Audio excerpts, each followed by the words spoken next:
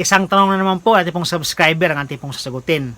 Ang kanya pong tanong ay, ano daw po ang pwedeng gawin para pong mapanitiling malusog yung mga biik doon po sa loob ng tiyan ating mga inahing baboy habang nagbubuntis?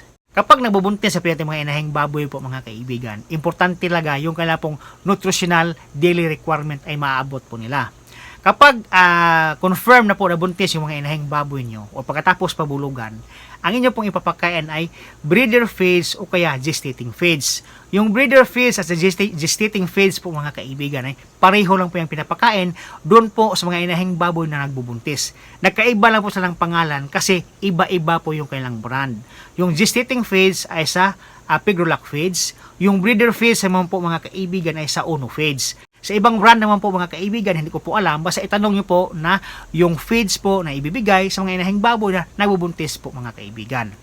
Kapag tiyak na po nabuntis yung mga inahing baboy nyo, 30 days pataas, ang inyong ipapakain po ay 2 kilos per day hanggang 90 days. Yan po ang dami na ipapakain nyo po mga kaibigan. At saka, mayroon po kayong regular na maintenance ng vitamins every month ng vitamin B complex, 5 ml, at saka vitamin ADA po, 5 ml din po mga kaibigan, hanggang mga nakwiting mga inahing baboy po mga kaibigan.